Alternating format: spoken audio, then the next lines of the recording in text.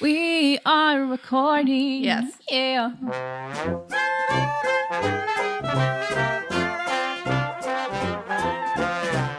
So, welcome back to this episode of First Reaction, Fan Reaction. I am your host, Cailin, and with me is my co-host, Dara Whitman. Yeah, all right. Today we are finishing Book 2 of Legend of Korra, everybody's favorite season. Hooray! With episodes 13, Darkness Falls, and episode 14, Light in the Dark. I feel like there's a theme here. I guess. So let's get started with Darkness Falls. Yes. So when we left off, Vatu, our good pal, our good dark kite friend, was freed. He's freed. Yay. Not that good, which means that it's time for harmonic convergence. It's that time. Hooray. So Korra is trying to get it so they don't fuse, because Unalaq's plan the whole time was for them to fuse so they can become more powerful, and he becomes a dark avatar. Yes. You know, the fun stuff. So a whole fight scene ensues. Korra goes into the avatar state and starts, just lots of fighting. Blasting them. Lots of fighting. And so as she fights Vatu, Korra tells Bolin and Mako to keep Unalaq out of the spirit world. And then she starts fighting Vatu. And in the meantime, Tenzin, Kaya, and Bumi are on the search for Jinora. Yes. In the spirit forest. But they having some trouble. Everyone has their kind of different methods. Like, hey, let's use some tracking methods. Except spirits don't really. Do spirits have footprints? We don't really know. Probably not. Then Kaya's like, hold on, I'll do some meditation. And then she's like, I feel a lot of spiritual energy. It's because they're in the spirit world. They're in the spirit world, so like, of course, you're gonna feel some spiritual energy there. Tenzin says, hey, we need to find a spiritual guide, a spirit guide. And so they go on the lookout for a spirit. First one they come across, not the one they want. Yeah, it was kind of like a scorpion thing. Scorpion. Like a big old no, but it spider. had like the scorpion tail. Dark spider spirit. That's the note I have here. But it had a scorpion tail. Yeah. Well, it's an arachnid. Is scorpion an arachnid? Yes. I did not know that. And it sounded like, if anybody's seen the Ridley Scott movie Legend with Tom Cruise and I forgot to mention the chick from Ferris Bueller. Okay. It sounded like there's like this like one like fairy thing that kind of looks like Baby Asa Butterfield and the Isaac from Children of the Corn, if they like merged, and it sounded like the spirit. So if anybody knows what I'm talking about, that's terrifying. Let me know. Yeah, that I'd be surprised. That movie's not very good. No. I'll force you to watch it one day. So, speaking of the voice of this thing, this creature is actually voiced by Grey Delisle, who is a veteran to the Avatar world. She was most famously voiced Azula in the first series. Really? Yeah. Yep. That did not sound like Azula. Grey Delisle is a pretty versatile voice actress. Good for her. Yeah, she's done a ton of stuff. I mean, she's been in everything. Everything. But that's how we know her from Avatar. They come across this spider guy and they run away.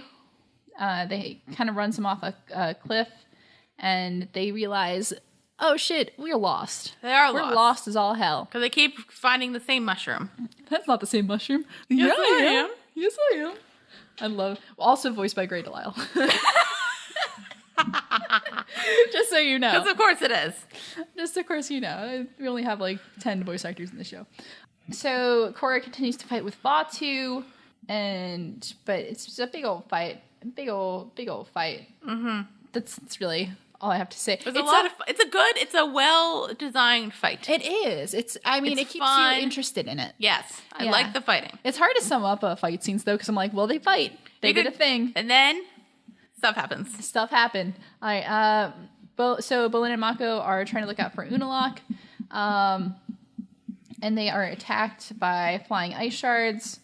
And so they're fighting. And so Bolin's like, hey, we're not going to win this fight. But Mako says they don't need to win. They just have to keep Unalaq from entering the spirit world. Back in the spirit world, we were back with Tenzin, Kaya, and Bumi. And they realize they've been walking in circles. That's when we have the magical mushroom that goes, oh, yes, I am. So, but as they're lost, they do get help. They find a spirit guide. Yeah. Who is none other than Iroh. Iroh's back, guys. Hooray! I'm so excited. And he has a knowledge seeker with a little foxy Wanchitong helpers. Yes. And I love their faces when they see Iroh because they do recognize him. Like all three of them were around what when was Iroh it? was Like around. Iroh says like it's been about 40 years. So technically, Tenzin's known him since he was like at least like for his like childhood. Yeah. And then Kaya and Bumi probably knew him for like at least like in their teenage years too. Yeah. I mean, how long did he live for? I guess old. Well, pretty old. Pretty old. I wonder if I have an age here, like an estimated. Yeah. Like, I mean, like... Age. There's not an age from. All right, well... So. I don't know. Because, like, yeah, because... But pretty old. He's like an old dude. Yes. An old kind of dude. Yes. But anyway, so they all recognize Iroh, and they're... and Iroh's like, hey, I can lead you out of the spirit world. And Tenzin says, no, we can't leave. We're looking for Jinora. And Iroh warns them to... Be careful. Be careful, yep. And then he says they could find themselves in a place where only the lost will ever find them. Which? And Iroh leaves. He's like, all right, I guess you don't need my help. Pieces out. But Tenzin recognizes he has an idea of where they can find Jinora. So Korra, still fighting. Yes. She's using the Avatar state. A lot. Yep.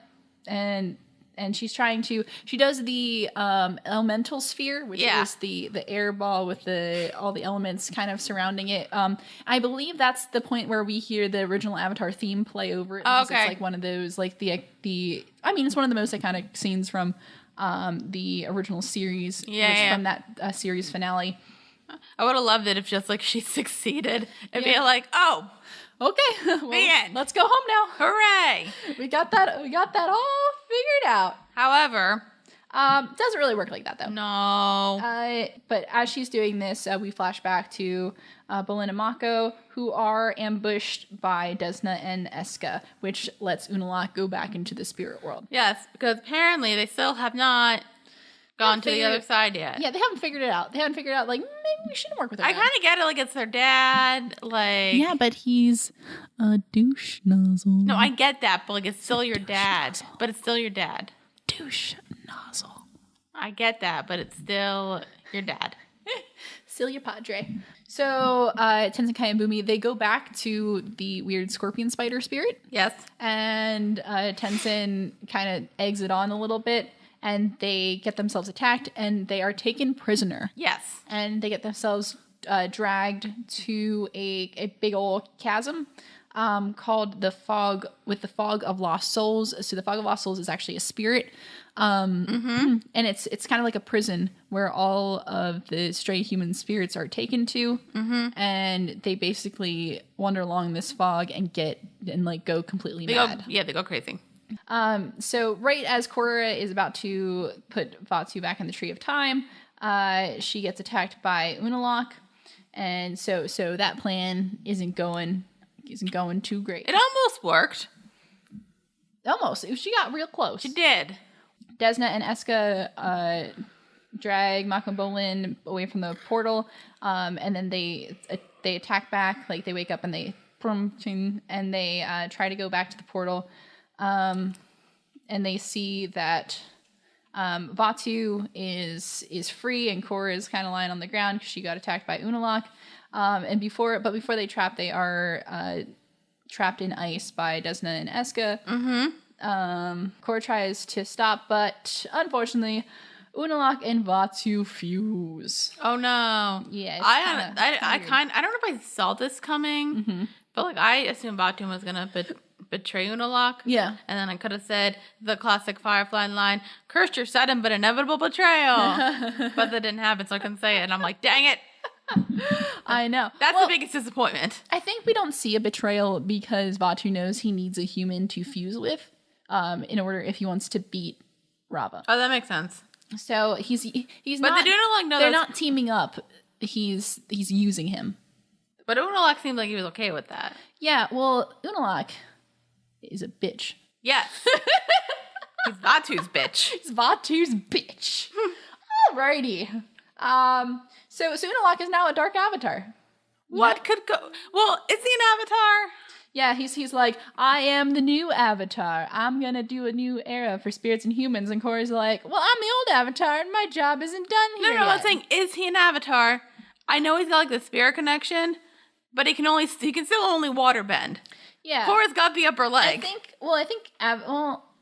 Is Avatar defined by somebody who can just bend all 4 elements, or is an Avatar defined by somebody who is part spirit, part human? I defined it as somebody who could like bend all 4 elements and was part spirit, part human. I think you need both. Okay. Well, the very definition of the word Avatar is just like somebody who's kind of like a vessel for something, right? Not really. Hold on. Let me look at the. But it's also the only person who can master all 4 elements.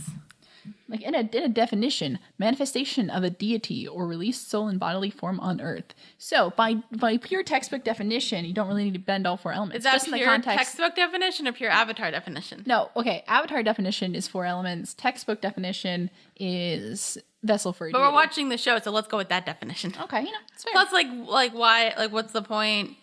If like you're just connected to the spirit world, why not also be able to bend all 4 elements? I know, really, you gotta take advantage of that. Yeah, you gotta really explore your options here. So anyway, they battle some more. They fight some more, and then we go back to Tenzin Kayabumi, who are in the mist. Mm-hmm. They start kind of seeing what exactly this horrible mist fog prison is. They say that it can imprison them in their darkest memories, or they can just lose their sanity. I know, but what's the likelihood of that happening? Is there anybody who we know from the Avatar universe that actually happened to? I don't know. I think, and then we catch a glimpse of someone. Right? We catch a glimpse of. It's so funny. If you get a chance, watch the our live reactions of it. The video live reaction. The video live reaction, yeah. But I think you're gonna put that bit on YouTube. Yeah, no, that part's definitely going on it. Because we freaked out, even though I knew it was coming, but I freak out every time I see it because it's just so good. I did not see that. I kind of forgot about that character, and then when he said the name, I'm like, oh my god. Yes. So Zhao comes back. Yeah. Yes, Zhao was such a good character. He was I liked him.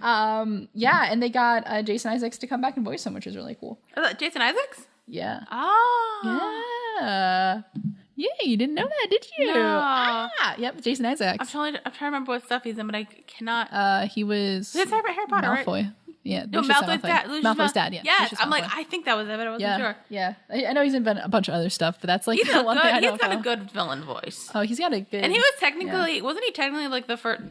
I guess I don't know if I would say he was the first like villain, because like you could say Zuko was, but.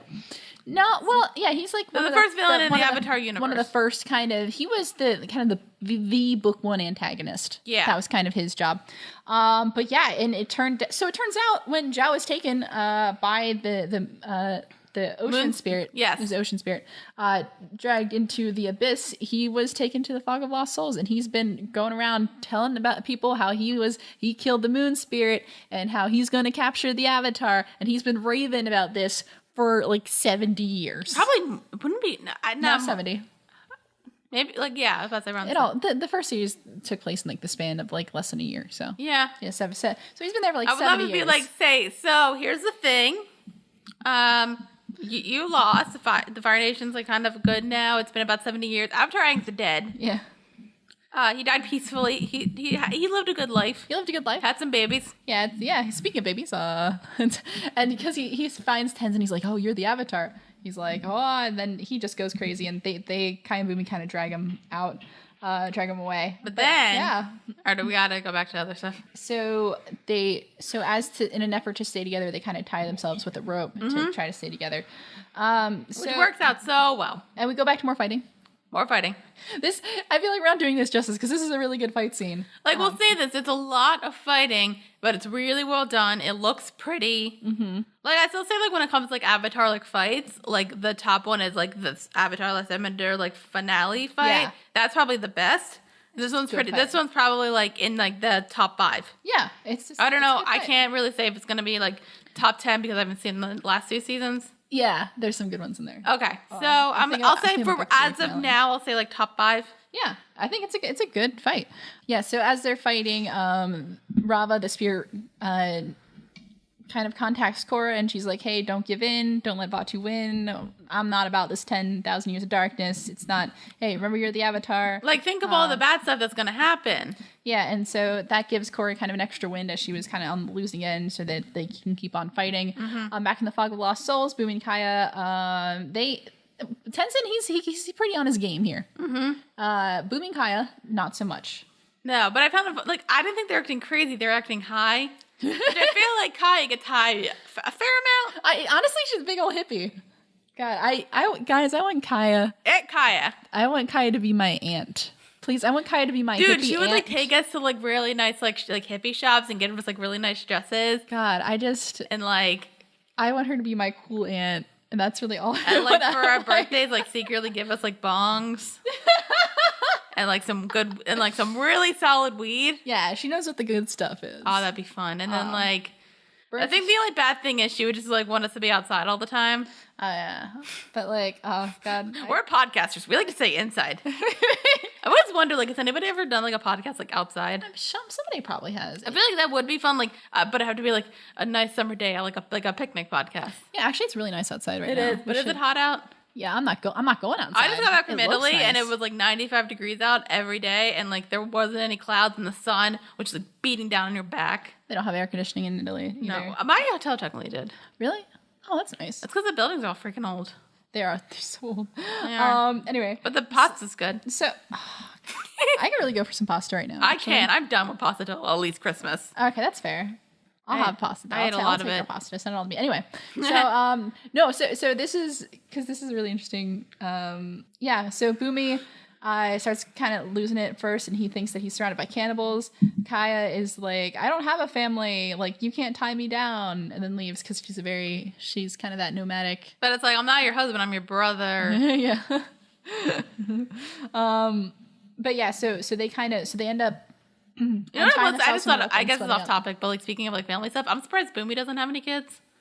He just seems like somebody who would like kids. Yeah, like he would like having. He certainly seems like somebody who would want to shack up. Yeah. Anyway, go back. But which is interesting. Yeah, I guess he was more. I mean, he's a general, so dude was probably really busy. I was a general. Things. He had a kid. True. Yeah, it's all about that good work-life balance. Yeah. Which I guess anyway a lot of these characters suffer from. Anyway, so back to the plot. So so they get separated, and Tenzin tries to airbend the fog, but doesn't really work. So back in the Tree of Time, Mako is talking with Deza and Eska. He's in ice. Both he and Bolin are in ice. Which again, Mako. It looked more like watery though, like a watery kind of like the just like frozen. But he's still. Mako's a firebender. Yeah, true. He's got fire. You can just like I don't know like how like messed up it gets with your hands, but I feel like you can at least like heat it up. Yeah. I don't know. I never got that. I don't really know. Like I'm pretty sure Zuko's done that. Like when like Katara would like freeze him in ice, he would just heat it up. Oh, he did that once. Yeah, that was in book 1. Yeah, finale. See, yes, I know my Avatar. But he's like, hey, your dad is a jerk and an evil monster. Like, why don't you just, like, not do what he says? And they're like, sorry about that. No. And then Bolin starts crying. And, like, Eska's like, why? And he says that he's like, oh, man, the end of the world means we'll never get to be together again. Mm-hmm. Like, I'm so sorry for leaving. And he goes on, like, his big poetic rant about how he loves her. It was a nice poetic rant. And so Eska is very moved by this, and she kisses him. And it melts the ice. Melts the ice and lets them go and says, if they... Something about spending 10,000 years of darkness together. Yeah. Once they're away, Mako says, like, wow, you almost had me fooled there. And then Bo's like, yeah. I'll say this, like, I thought, like, in the beginning and probably for the most of the part, he was acting. Yeah. And then just, like, once the kiss happened, he felt, like, a little bit, and he was like... That's kind of how I interpret that. Yeah. So, I think it was definitely acting for the most part. But it was nice. Poetic acting and, 10,000 years of darkness. Isn't that something that, like... 10,000 years? No. I was thinking like, oh, I know who would say this. Me when I was in middle school and in my slight goth phase. We all had our goth phase.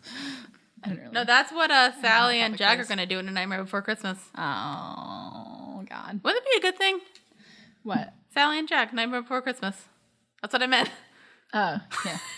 Anyway. Back to the plot. Back to the plot. We keep... deriding. Oh my god. We need like that Batman music. So we go back to the fight, and Vaatu emerges and he tears Rava from Korra's body. Yes, I thought it was gonna be like that was a rough kind of scene. I thought it was gonna be like a thing. Although that's probably would have happened if it was like. Actually, they could have probably done some cartoon. I thought like he was gonna like try to fight Rava within Korra. Oh, okay. Which that'd be interesting. Or like try to like take control. Because of the fact that like Korra already had like the spirit connection, and she could bend all 4 elements. Just try to turn Korra into the Dark Avatar. Okay. Huh. That's interesting. And then it could have split in 2, and then it could be like a Jekyll and Hyde kind of thing. Oh, okay. I'm not sure. Hashtag literary reference. I'm not sure how like visually that would look. That's what I'm thinking. Wouldn't really work for like a car. It could probably work better for like a live action kind of thing. Yeah, or like even like a hey, comic. I'm talking to you. I'm so sorry. Hey there. I'm so sorry. Hey there. Hey. I feel like that might have offended some Avatar fans. I'm so sorry. Hey. Shut the fuck up. What are you talking about? He never made a bad Last Airbender movie, according to everything everybody tells me. Don't do this to me. According to what everybody tells me. So yeah, at this point, Rava gets trapped in like a big old water ball. And so now we're back in the fog. I didn't realize how fast things were like going back and back and back. So this is interesting. I want to talk about the scene. Mm-hmm. So we're back in the fog now, and Tenzin. I like the scene. Okay. Tenzin is walking. He's trying to center himself. He's saying that, he is the son of Avatar Aang, and he's gonna figure this one out. And but he starts to lose it a bit, and he keeps trying to convince himself that he's afraid that he's going to fail, and he's not going to be able to preserve his father's legacy. Mm-hmm. And like he thinks he's not doing a good job of being the son of Aang, and as he's trying to figure this out, a vision of Aang appears before him. Can I say this amended just because I don't really remember what it looked like in season 1? Did they give him like more wrinkles? Yeah, I think this version of Aang was supposed to be like when he died. Oh, which was like in his 60s, and the one that we saw was like in the flashback sequence. He was in his 40s. Okay. So yeah, no, this one. Well, no, it wasn't just a flashback scene. It was like when he interacted with Korra that one time. Yeah, no, that's back when he was. Yeah, okay. Even that one too. He was like more in his 40s, but this looked like right when he died. Okay. Which we can really see how he kind of died kind of young. I mean, he was only in his 60s. Oh, how did he die then? We talked about this before. I think you told me, but I don't remember. Yeah, no, he because he spent 100 years in the iceberg, and he kind of like used up kind of the Avatar spirit that way. So because he kind of did that, it kind of shortened his life by like 20 years. Yeah, all basically, right. Yeah. I mean, it happens. Because I mean, think about it. He had to use his spirit to kind of keep his body alive while he was encased in ice. And that's like yeah. So he technically, he probably lived longer than he should have. Technically, yeah. Oh yeah. I mean, so he technically died at like 160 years old. Which isn't bad. Think about it. No. On the bright side, at least he wasn't murdered. Yeah, exactly. That's side note. I remember when the show first came out. People were like, oh, how did Aang die so young? Somebody was like, he was the murdered. And I'm like, just let him live a happy life. Darn it.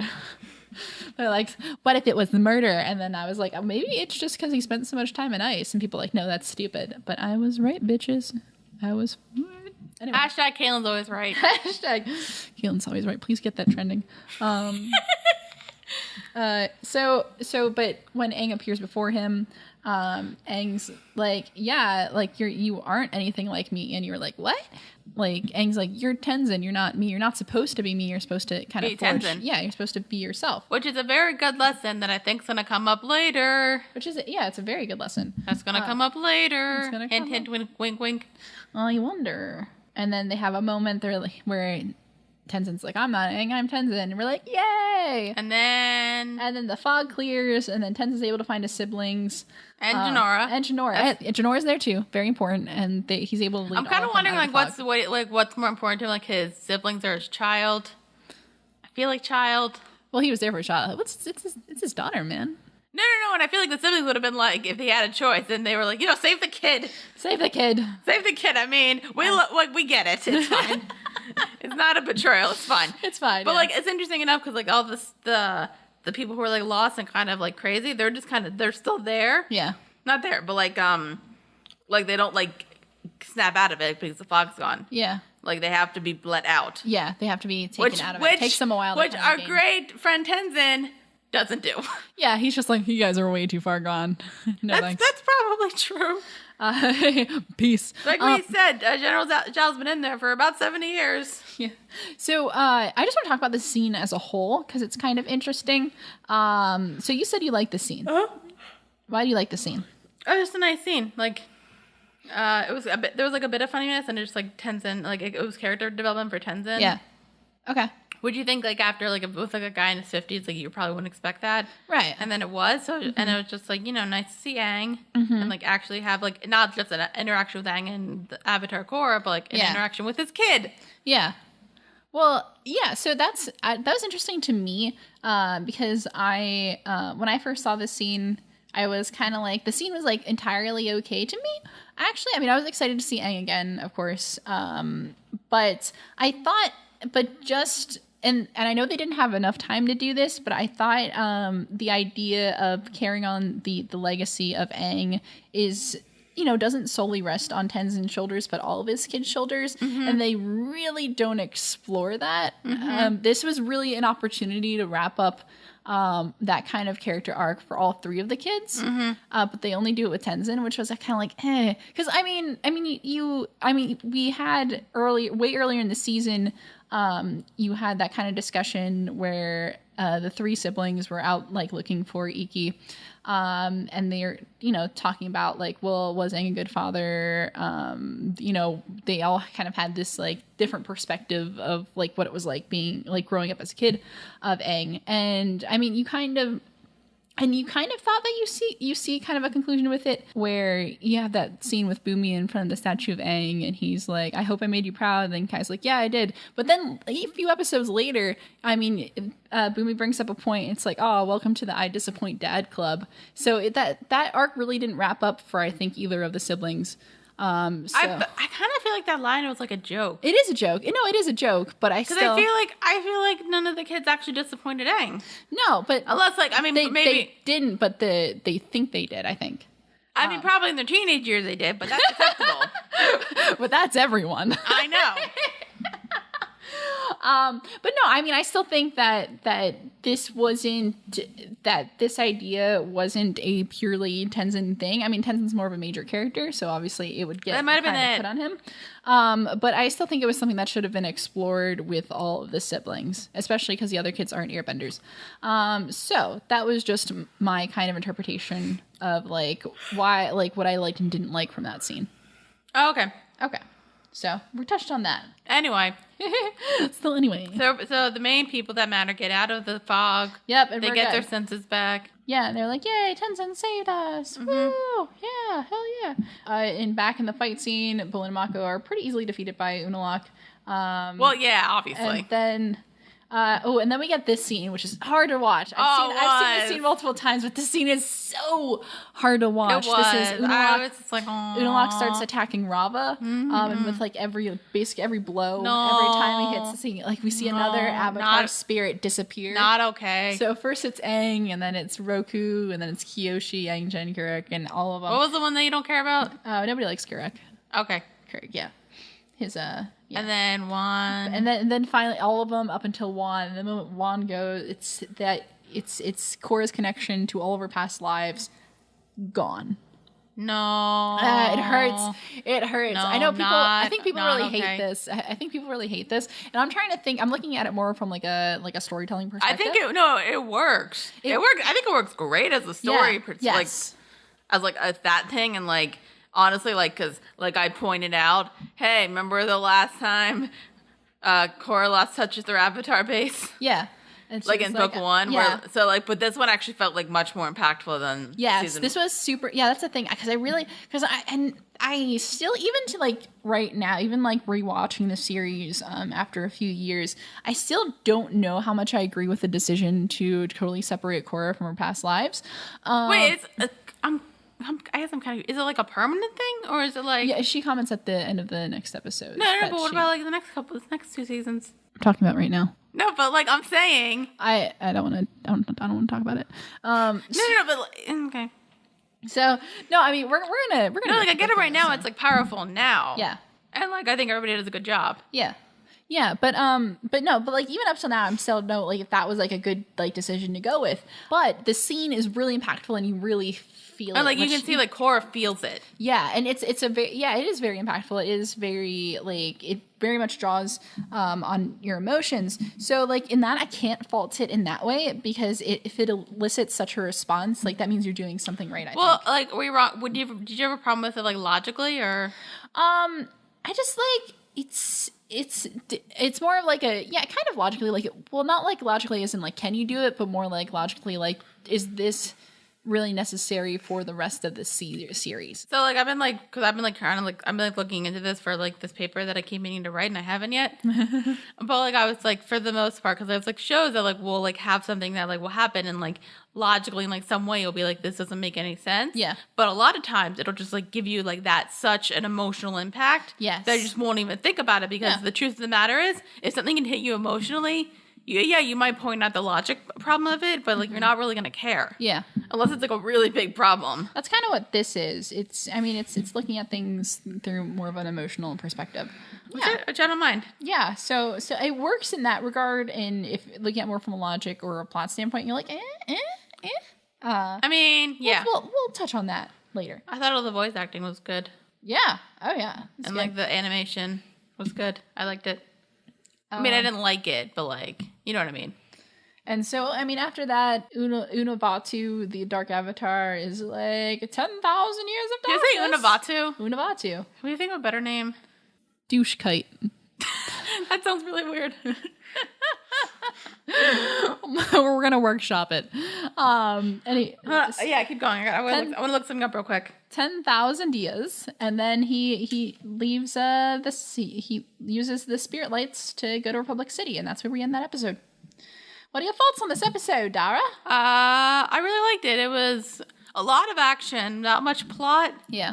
It's kind of weird, like, you know how in, like, a movie, it's, like, when they split them up into two parts, despite how people feel about that. Yeah. Like, a lot of times, like, the first half's kind of, like, the build-up, and then the last half's, like, the final battle. Yeah. It's kind of like they did it in reverse. Yeah. A bit. Yeah. So there's a lot of battle here. Well, there's battle in the next one, too, and we'll talk about that. Okay, I need to point this out. So you called him, what was it, like, what did you call Una Lakanvatu? Unavatu? Yeah, the other name. Douche kite? Douche kite. But like it sounded like you were saying kike, which is a slang term for Oh chicken. no! Oh no! Oh no! I kept hearing oh kike. No. But you meant kite. It's kite. Oh no! Like the thing you fly in the air. All right, now I'm never gonna say that word again. Thanks, Dara. It's fine. No, just like emphasize it's fine. You don't have to keep this in if you don't want. I was just like, wait, I'm pretty sure I've heard this word before. Oh, I definitely did not use that word. No, you didn't. I was like, wait. Oh no. It might have just been my weird hearing, but you know. It's okay. It's all right. It's all good. You can cut that out too. It's fine. No, it's fine. It's funny. Okay. But yeah, so what were your action. Any other thoughts on this episode? I mean, I really liked it. I liked everything with Tenzin and Kaya and Bumi. Mm-hmm. I liked everything with Korra, and like I guess the good part for me was just kind of like we're just gonna focus on this. Yeah. Nothing else mattered. Mm-hmm. And I just liked that everybody was back to who, like I said, like everybody's back to who they are. Bolin did some badass stuff. Yeah. Korra was phenomenal. Oh, Korra killed it. Yeah, so she's good. I was happy. She fights so good. Yeah. She fight so good. Yeah, so I was happy. Yeah, I agree. I mean, I think this was a solid episode. I mean, just had a lot of good action. I think just this episode. My major thoughts on this episode were: 1, action was really good. 2 was that whole scene with Tenzin. I already went over that, so I'm not going to rehash. But yeah, and we're pretty. I think things really gelled and flowed really well. So I think this is a good, good finale so far. Mm-hmm. All right. Anything else? No, I mean, I think we'll have more to talk about after the next episode. Yeah, well, we'll wrap up this whole season at the end of this. So, mm-hmm. Yeah, cool. So that's all we have for Darkness Falls. When we come back, I thought you were gonna conclude the episode. I'm like, wait, Cailin. We're done. See you later. Bye bye. Nothing else happens. All right, that's all for Darkness Falls. When we come back, we're going to wrap up Legend of Korra Book 2 with Light in the Dark and give you our final thoughts on the season. Excuse me. Stay tuned.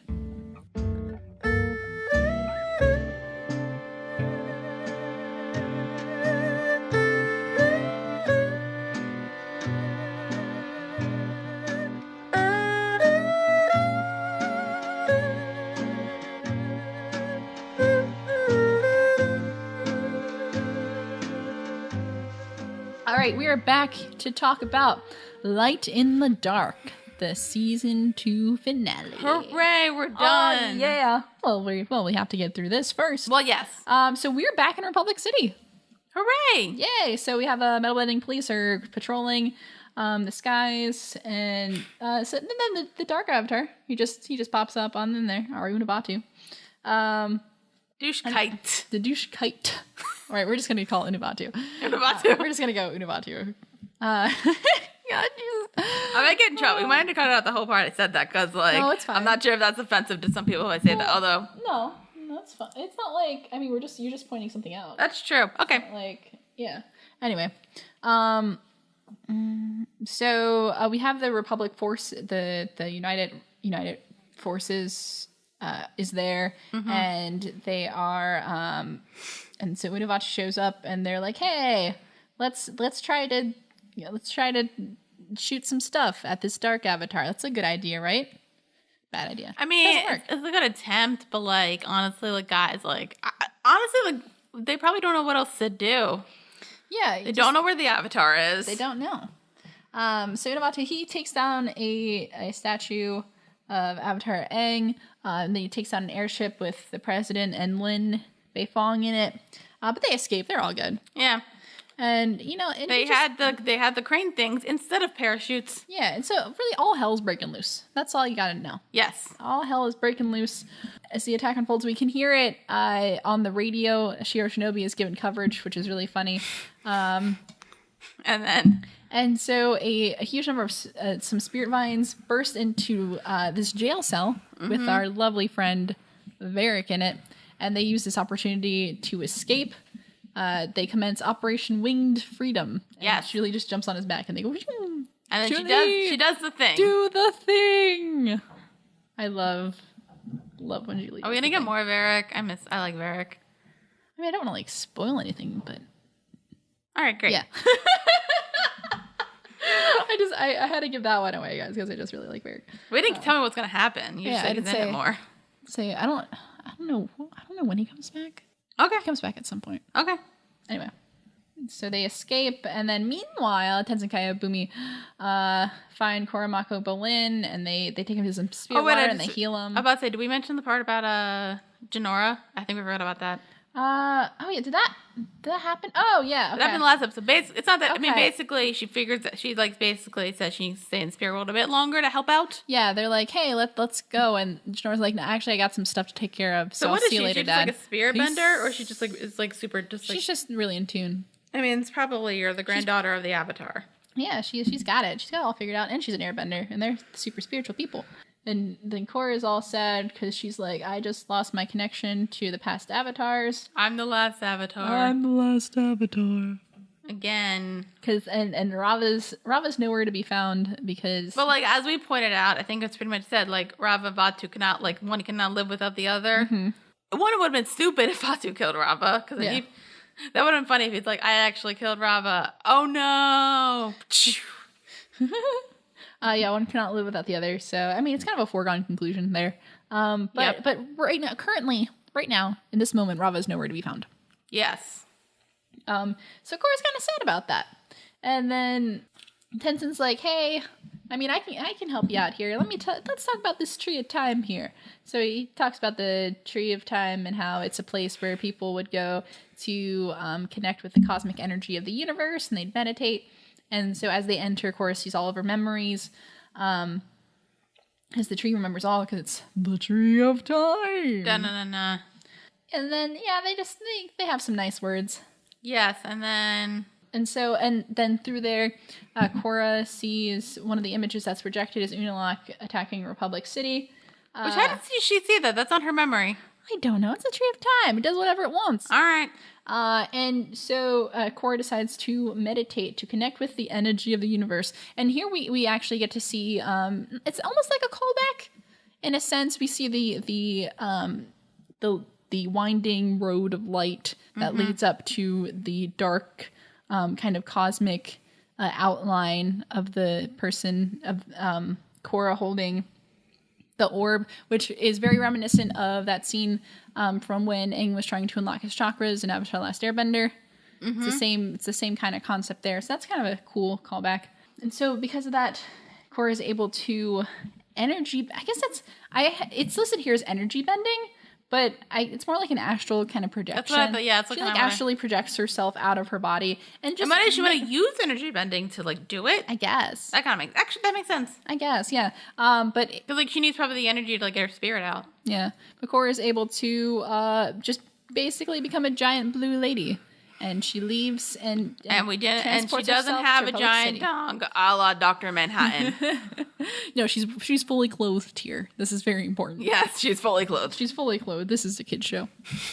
Yeah, that's why we don't curse in these podcasts. It's a kid's show. We don't say fuck. So then they're like, she uses Spirit Portal. Yeah, Standard Republic City, Unabatu is just...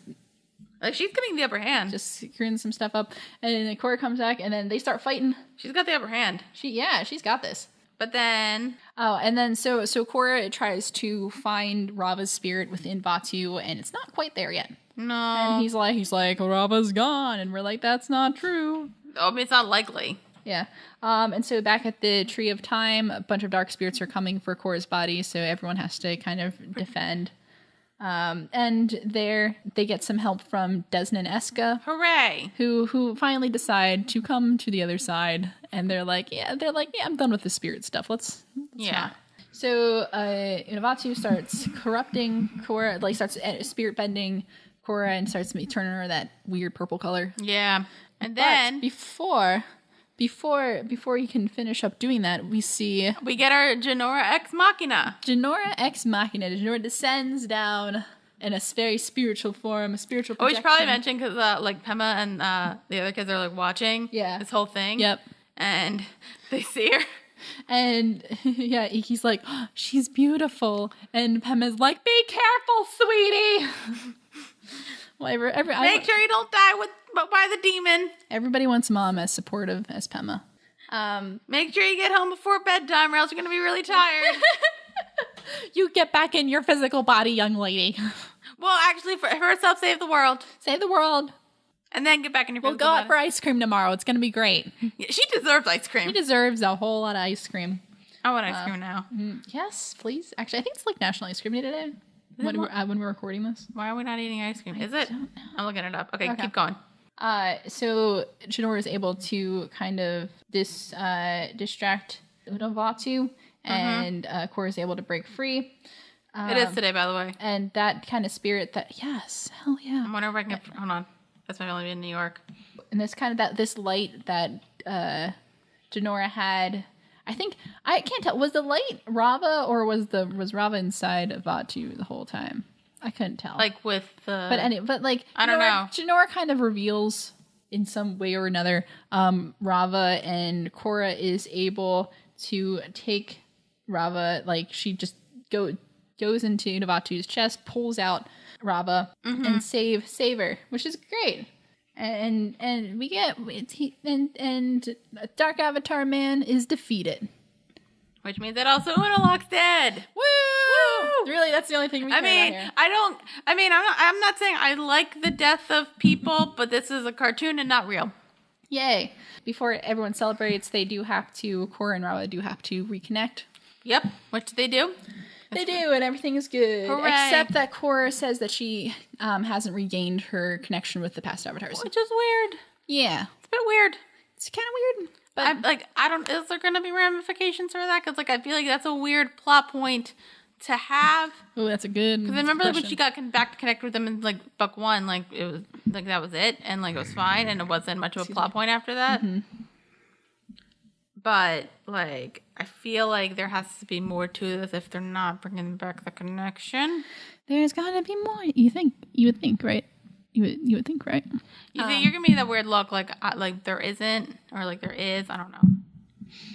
I'm gonna refrain from comment on that. All right. Well, anyway, then she has to close the spirit portal. Then Korra wants to go and close the spirit portal. Shouldn't they all go through it first, and then she can close them? Well, probably close the one. Close the one. Go, yeah. But before she does that, she hesitates, and she's like, well, what if Juan actually made a mistake? Maybe spirits and people are supposed to live in harmony. But I thought the spirits were cool with what the plan was. Yeah, but that was all the way back then. Maybe it was a temporary solution. We'll get to it at the end. I have concerns. So, she's like, maybe I'm just gonna not close the portal. Yeah, so she decides that maybe she's not going to close the portal. She also goes to apologize to Eska and Desna about their dad being kind of dead, and they're like, "Oh, we don't really care. He was kind of a jerk. We gotta tell our mother, He who was apparently kind of a douche nozzle." And this is the only time their mother is mentioned. Yes, I have a problem with that. Yes, I just have a problem with that. Why? Like, why do you wait till like? What do you mean this guy was married? What do you mean? What do you mean? They could have even just said like, "Oh yeah, he was married and they had kids, and then she died." Just say that. Yeah. He could have just, but to say like she exists and she has not been part of any of this. I think she'd be a little concerned that her hubby was the Dark Avatar. Like, and that he got their children involved. Yeah. Like what? Like, and then I love the scene after that. Anyway. So, and then Bolin is like, "Hey, Eska, like, hey, you wanna, not do a long distance relationship thing?" And Eska's like, "Yeah, well, let's just break up. Let's just not." Which is fine. I honestly thought I kind of wanted the plot line where like, Eska was like kind of the crazy woman who was like into Bolin, but then like she started to change her ways, and then they could be like this like really cute like weird couple. So like I wasn't shipping them, but like I was fine with it. Yeah, they're more like a fling. They had a brief fling. And they're good. We're good. And they both learned something from the experience. Also, actually, I would say this come up first. Oh yeah, no, that's the next thing, or is it the speech? I feel like the speech was last, but I'm not sure. Speech was last. Yeah. So yeah, no. So speaking of breakups, yeah. Speaking of breakups, so back at the Southern Monitor. It's the breakup we've all been waiting for. Mako's like, "Hey, well, the real one. Hey, can we talk?" And Korra's like, "Yeah." And he's like, "Hey, about that fight, actually, you kind of broke up." And she's like, "Oh yeah, I remember that one." So, but it turns out like she didn't remember when she kissed him with the tree thing. When she was in the tree that had all the memories, she was like, "Oh shit. Oh crap." And I kept saying like, "Oh, you're gonna tell him that? Are you gonna tell her that like they're back? You're back with Asami?" No, it didn't tell her. Nope. But one thing at a time. So that doesn't even come up. No, it didn't even come up at all. But anyway, more importantly, I thought that was anything like Mako's gonna be like, after all this, I feel like we might be able to try again. Do you want to get back together? I thought that was gonna happen. Oh, I'm so glad that didn't happen. No. So glad that didn't happen, guys. What did Korra being the character developed? Actually, there's more character development because she's acting like an adult and is realizing that her and Mako don't really fit. No, they don't actually work. So they break up. So they break up and they're like, "Hey, I think this is like, we're breaking up like for good this time, like for real." And they share like a nice, like a final kiss. They're like, "I'll always love you. Yeah, I love you too." It was a nice, like good, solid breakup scene. But the most important part of this is that they're finally broken up for good. Yes. God, thank God. Thank God, okay? No, we just gotta get Asami not with Mako, and then we're good forever. Gotta find somebody good for and then Asami. Who knows what's gonna happen after that? Oh, who knows? Who knows? Who knows? And, God, so happy about that. So that's the important part of this whole thing is that this teen drama is over for now. I don't know. Asami and Mako could have some drama. Oh. I feel like Korra now is grown as an adult, though. Guys, we have character development. Yay! We got character development all up in here. You're all up in here. Okay, and then Bolin gives Mako a hug. Yeah, they have a good sibling. And then speech time. And then Korra gives a speech, and then she's saying that Water Tribe is independent from the North, but two tribes will remain allies. So the Council of Elders. And then her dad is voted Tonrak to be the new chief of the North. Yes. Chief of the South. Dang it. Chief of the South. Yeah, no, very important. Chief of the South. Who was the Chief of the South before? I think they were still kind of operating like the chief. They probably had like local leaders, but like the chief was the Chief of the North. Okay. I'm pretty sure that's how it worked. Okay.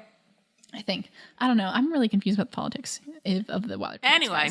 And so Avatar, Korra asserts that she renounces the Avatar status of the bridge between spirits and humanity. She'll continue to use Rava's light spirit to bring peace and balance. So, yeah. So Harmonic convergence has ushered the world into a new age. Spirits and and humans live in harmony at the end. I have concerns. Yeah, please share. Okay, so we've seen this before, like with Vachu. Like, yes, for the most part, like spirits can be good, but sometimes they can go bad, and when they're bad, they're not much fun. And so and also like Vachu's technically still alive, and like nobody actually imprisoned. I don't know where he went, but nobody imprisoned him. He's probably gonna just like reform somewhere. Exactly. Like this doesn't feel like a good idea. No.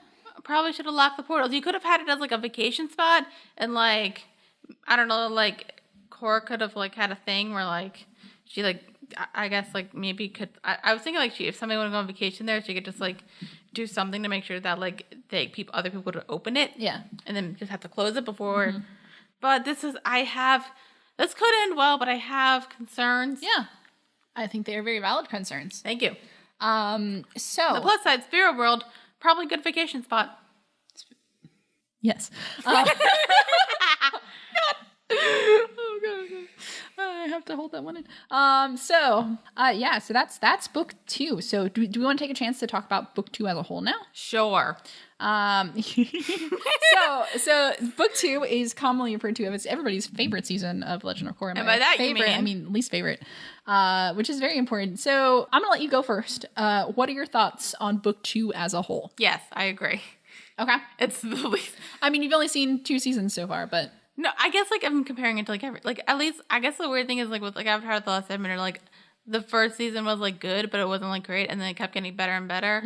And then this one kind of didn't. I don't really like it. Yeah, I liked the spirit stuff when it like my probably favorite part was like the spirit stuff when Korra was involved with the spirit. Okay, stuff. Yeah, that's about it. Like probably like the first like maybe the first like 7 episodes I had so many problems with. Yeah. Oh yeah. Either they were boring or they just made me so mad. Yeah. Bolin made me so mad. Yes. Fuck Nantuck, whatever the fuck his name. Nuck, whatever. I don't care.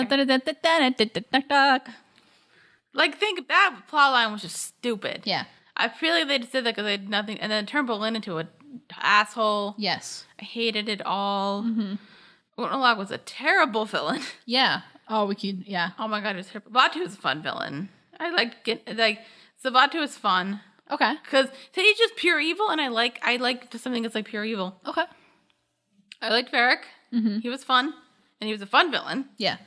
And I felt like they had like all like the Republic City plot lines, which for the most part I didn't care about, but it wrapped up pretty nicely. Okay.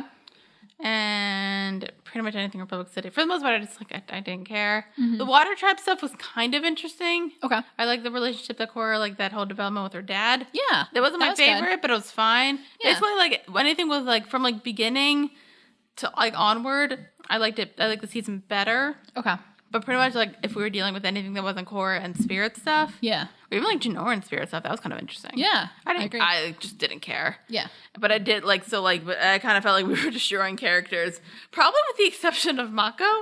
His character had nowhere to go. Yeah. No, I think anytime Mako's character, like, it either got better or it was kind of at the same status as it was in book, like Detective Mako's awesome. Detective Mako was good. That was such a good improvement for his character. When you brought back the relation stuff in him, though, it automatically just, like, went down, like, south. Asami had, like, her one jerk moment, but then besides that, she was just Asami. Yeah. Can we give Asami more to do? Yes, please. Humble request going forward. I'd say probably anything with Tenzin and Kaya and Bumi was good. I like that.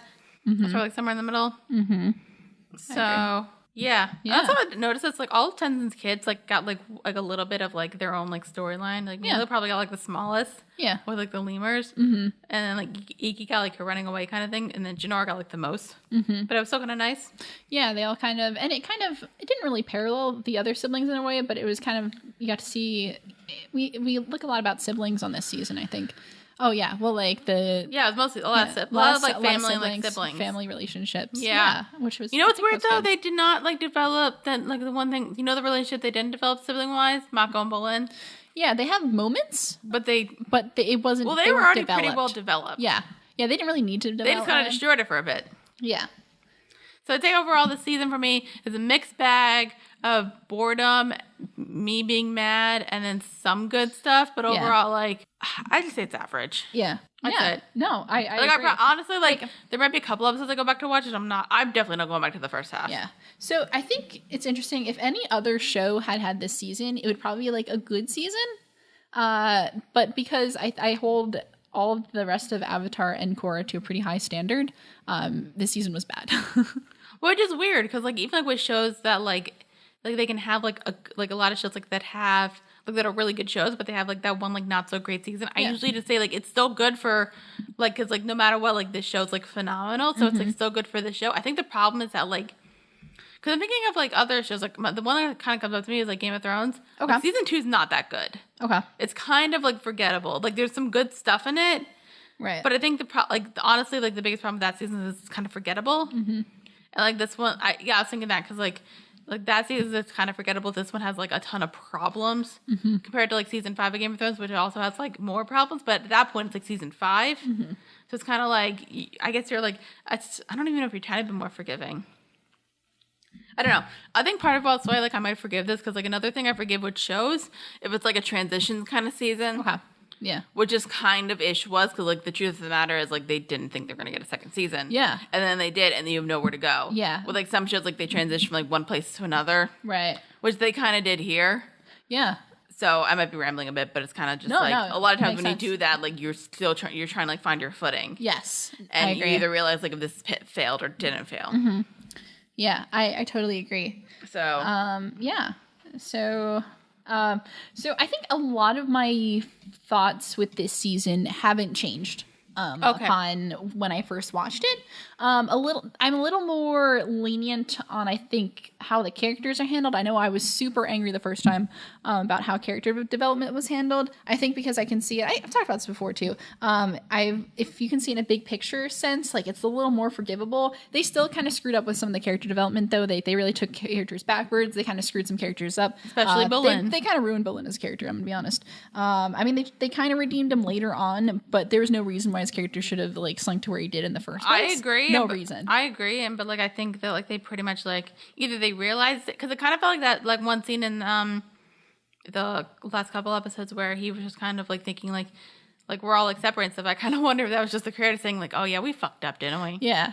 I mean, like, that was a good scene. So I'm a little more lenient on that. As far as, like, overall plot goes, I'm still pretty hard on it.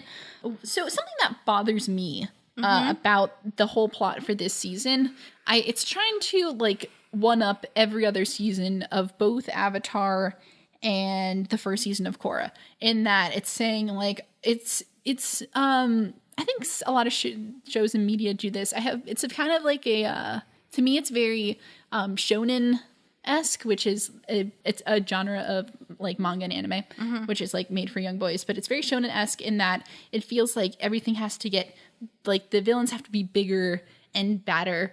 And so we go from trying to restore balance in a city. We go from Avatar, which was restoring balance to the world during a war, to a 10,000 year fight for good and evil. It didn't feel necessary to me. That doesn't make for a compelling story to me. I don't think you needed the harmonic convergence plot at all. I don't think you needed it to make the season good. But I think you could have left this series as the civil war between North and South. I think that could have made for a fine season. Yeah, because they kind of dropped that a bit. It really got pushed to the background on the latter half of the season. Just the idea of so you have Unalaq, who is a very theistic kind of character. He's very spiritual, and that's how he wants to rule. He wants to he has a very, like, theocratic view of things. He wants to rule purely on almost a religious sense. He's very spiritual, and that really conflicts with, like, everything else in the world, which is kind of moving away from spirits. I think that in itself is a very like, compelling story just with that. And And then you have the conflict between North and South, these tribes that have been separated for so long, trying to finally butting heads because one believes that it's kind of better than the other, and one saying that, okay, maybe are we really the same tribe, or are we separate tribes? I think that is a compelling story in its own. I think Varric's plot of using a war to just purely profit from, very compelling. I thought that was interesting. I think Varric was a way better antagonist than both Unalaq and Batu. Yeah. So I think the whole harmonic convergence thing, I mean, it plays into the opening of the spirit portals and all that, does play like into later seasons. But really you could have done some of that other stuff in other ways. It felt like they were going too big with it. Does that make sense? Yeah, but then what do you call the season if you don't call it the spirits? Well, no, it can still be about like Korra fighting deal with the spirits, because you still have Unalaq, who's a very spiritual character, and you can deal with the conflict of like being spiritual versus a very what's the word I'm looking for? Not spiritual? Secular? Is that the word I'm looking for? Secular? Sure. Like a more secular kind of view. Yeah. Yeah. So yeah, I mean, yeah, like I see your point. But, like, honestly, like I said, for me, like, anytime it was, like, horror with, like, the spirit stuff, like, for me, that was the most interesting thing. Yeah. So I'm saying, like, you could probably cut it out and, like, focus on the other stuff, but, like, with the way, like, everything went, you would need to change, like, literally everything. Yeah. I mean, I still think you can have the spirit. Okay. But, like, if you just, like, literally, like, kept everything the same and then cut out the spirit stuff, like, this would I'd probably hit this, like, a season even more than I did. I don't think the spirit stuff should be cut out, because I think the spirits are a very well, like, aspect. the 10,000 years between battle between good and evil. Yeah. Yeah, that, okay, but yeah. And I kind of felt like the series finale of Avatar, like, it wasn't like, but still, like, if the Fire Lord kind of took over, that probably would have been just as bad. Yeah. I don't know, I guess my biggest problem with it, on a more meta scale, is that it kind of, the 10,000 year thing completely overshadows, like, the 100-year war from Avatar Last Airbender.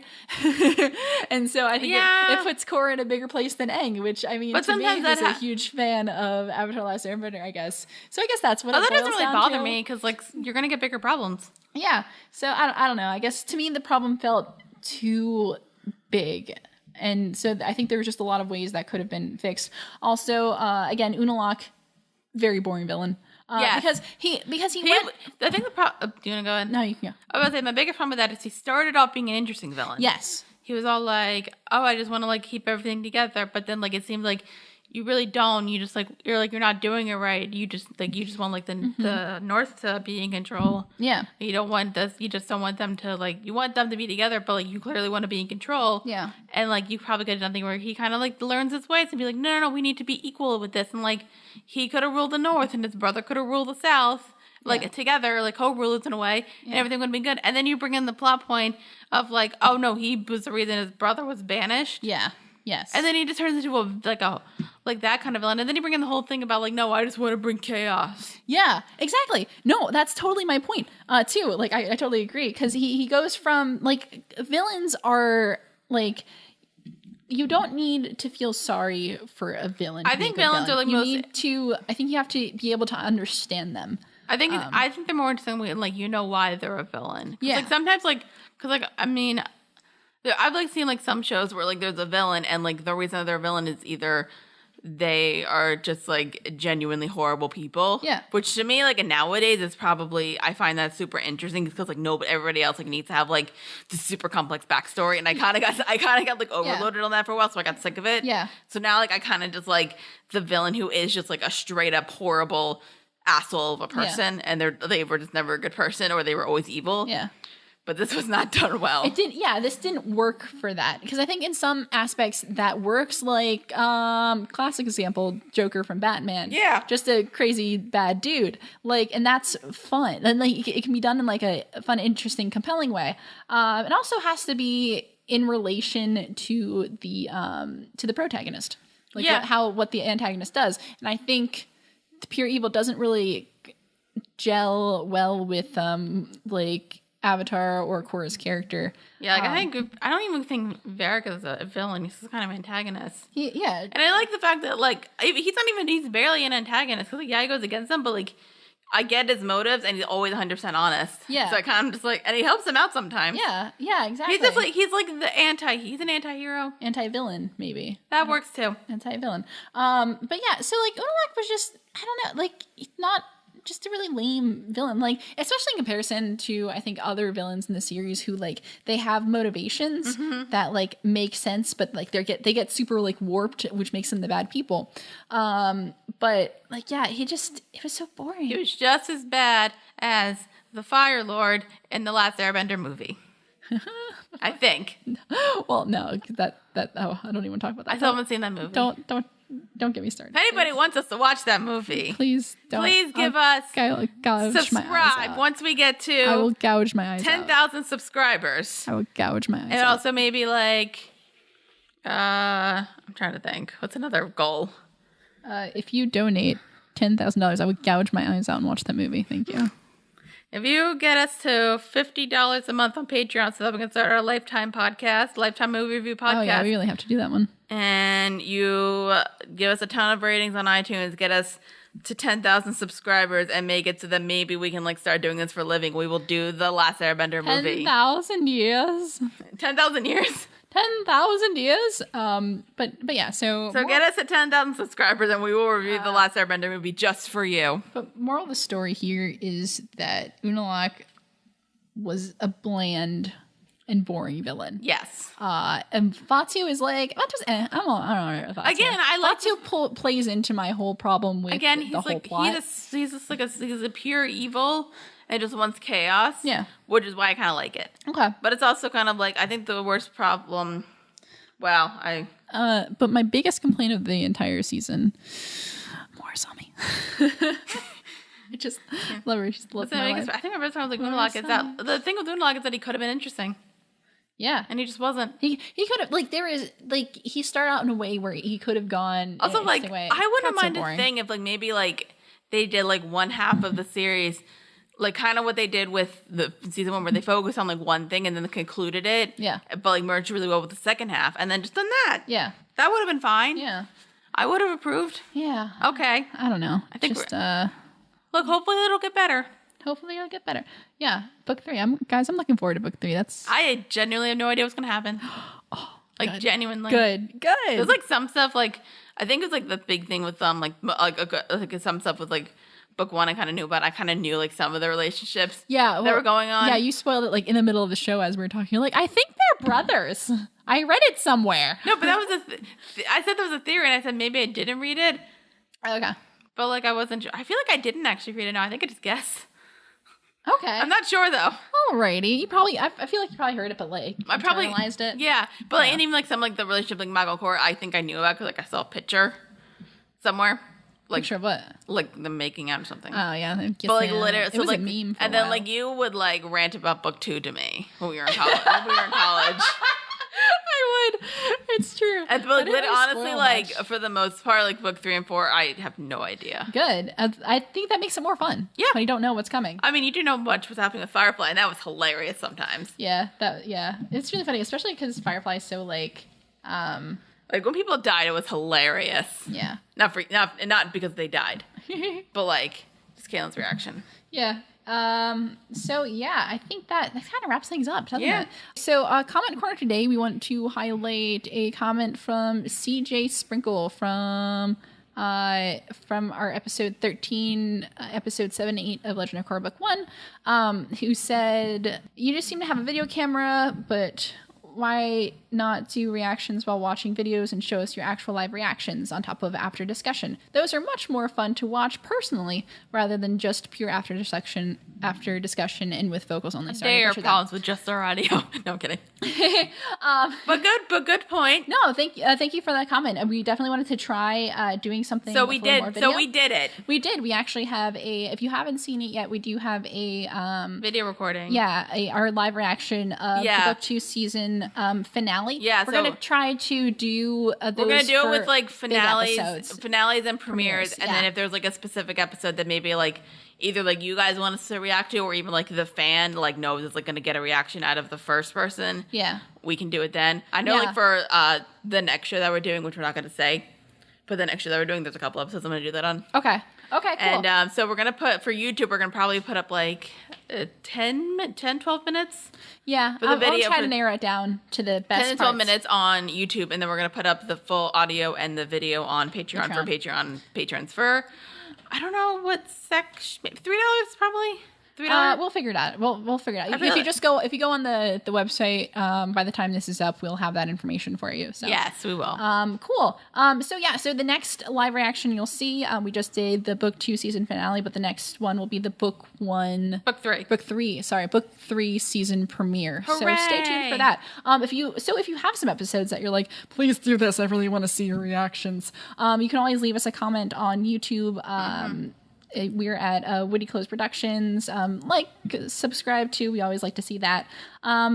Be sure to. You can also tweet at us on Twitter. Follow us at Witty Close. Send us an email, wittyclose@gmail.com, or like us and give us a couple comments and posts on Facebook. We are at Woody Close Productions there, and follow us on Patreon. Witty Close. And donate. I guess. Yeah. Also, just to say this for the next episode, we kind of ran out of comments, so we're not going to see any comments on the next episode. Yeah. So we don't have comments for the build next up episode. Comments, and then when we do like all of the bulk episodes, we can have comments for all of them. Yay. Yeah. Just leave all your comments. Yeah, we'll read them. Remember, positive, constructive criticism that are kind of, I guess, is that negative? No, that was constructive. I think. I don't really want to say negative because like it's not that I don't like literally Give us your hate.